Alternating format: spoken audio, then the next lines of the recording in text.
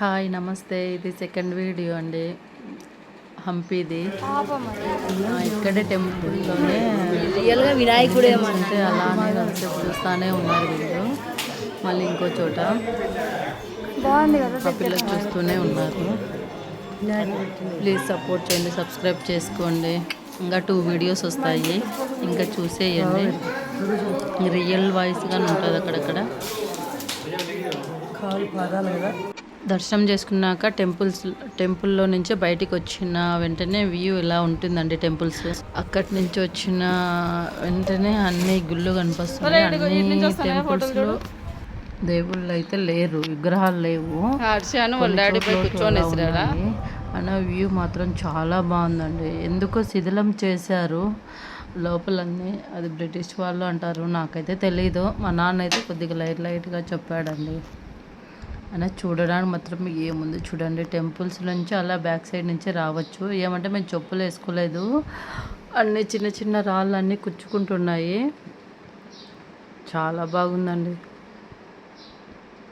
ఇంకా మేము 1 సైడే చూసాము, ఇంకా చాలా ఉంది చూసేది. ఆ వీడియోలు పెట్టడానికి నాకు ఇంకా 2 వీడియోస్ పడతాయి, అంత ఉంది హంపీలో. చాలా బాగుందండి. ఎవరైనా వీలైన వాళ్ళు వెళ్ళిరా అండి హంపీకి. ఏమంటే ఇది ఇంత బాగుంది కదా గుడి, లోపల విగ్రహాలు లేవండి. ఎందుకో తెలియదు, మళ్ళీ శిథిలం చేశారు అంటారు. లోపలైతే విగ్రహాలు లేవు. చూపిస్తా చూడండి. మా బాబు వెళ్తున్నాడు ఇప్పుడు లోపలికి. పెద్దమ్మ ఇది ఇంత బాగుండే టెంపుల్ చూడండి, లేదు, విగ్రహం లేదు, శివలింగం ఉండేది లేకోకుండా చేసేసారు. అది బ్రిటిష్ వాళ్ళు అని అంటారు.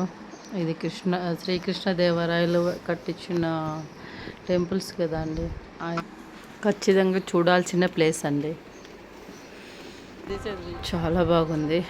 మా వారు ఎండకు తిరిగి ఇంకా బ్లాక్ అయ్యారు. ఇక్కడ చెప్పులు లేక మాకు కొద్దిగా ఇబ్బంది అయింది, అన్నీ కుచ్చుకుంటున్నాయండి. మేము బయట సైడ్ వచ్చేసి దర్శనం చేసుకొని చెప్పులు వేసుకొని రావాల్సిండేది. అది చాలా ఇబ్బంది అయిపోయింది. అయినా అలానే తిరిగేసి వచ్చాము, అంతా కవర్ చేసుకొని వచ్చాం. టెంపుల్ దగ్గరే ఇంత ఉంది బయట సైడు. ఇంకా ఆపోజిట్లో ఇంకా బాగుందండి, చూడాల్సిన ప్లేస్.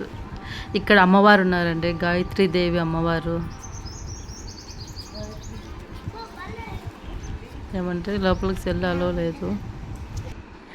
ఎంత బాగుంది చూడు, బయట నుంచి చూడు వ్యూ ఎంత బాగుంది. ఎంత టెంపుల్స్ ఎంత చూడడానికి ఎంత బాగుంది, ఎంత అందంగా ఉన్నాయి. చూడు ఎంత బాగుంది. ఇంకోసారి సెకండ్ టైం వెళ్ళాలండి మేము, ఎందుకంటే 1 సైడే చూసాం కదా. అందుకే ఇంకొకసారి ఎప్పుడన్నా వీలైనప్పుడు వెళ్ళి రావాలి. అది వెస్ట్ సైడ్ అయితే ఉన్నాయండి, ఐడియా లేదు. తొందరగా పోయేసి వచ్చాం కదా, అంత పట్టించుకోలేదు. సార్ డీటెయిల్గా కనుక్కొని వెళ్తాను. అంతా చూసేసి తిరుగుతున్నామంతా. ఏమంటే నడచడానికి చాలా ఓపిక ఉండాలి, పెద్దవాళ్ళు అయితే నడచలేరు. మా వారు చూడు తిరిగి అలసిపోయి అలా రెస్ట్ తీసుకుంటున్నారు. మేమంతా అలా తిరిగేసి వచ్చాము.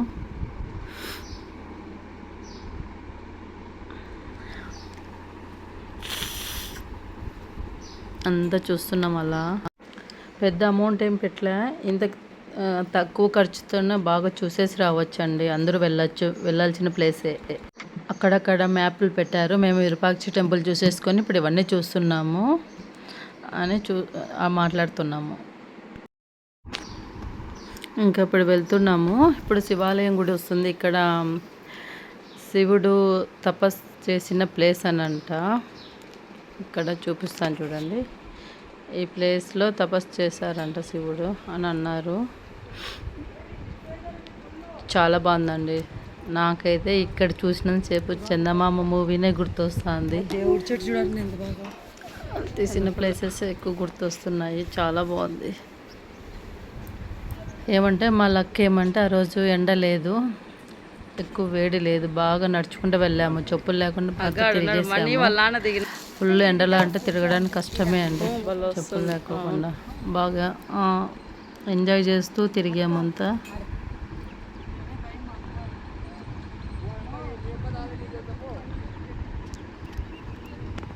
చాలా బాగుంది.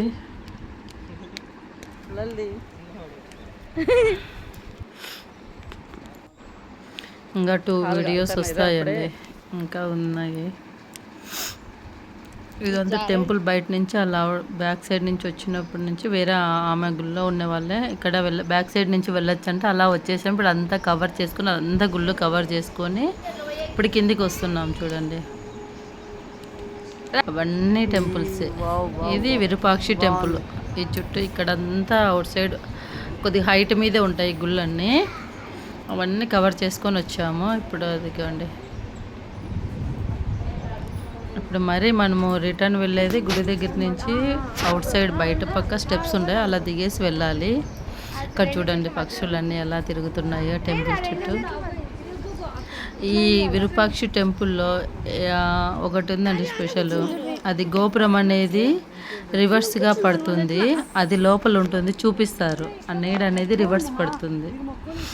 అది కానీ చూసాము. అది కవర్ చేసే గాల చీకటి ఉంటుంది కాబట్టి అదంత కవర్ కాలేదు, ఎక్కువ జనాలు ఉండి కనపడలేదు. మా అక్క కూతురు చూడండి మా అబ్బాయిని పట్టుకొని వస్తుంది.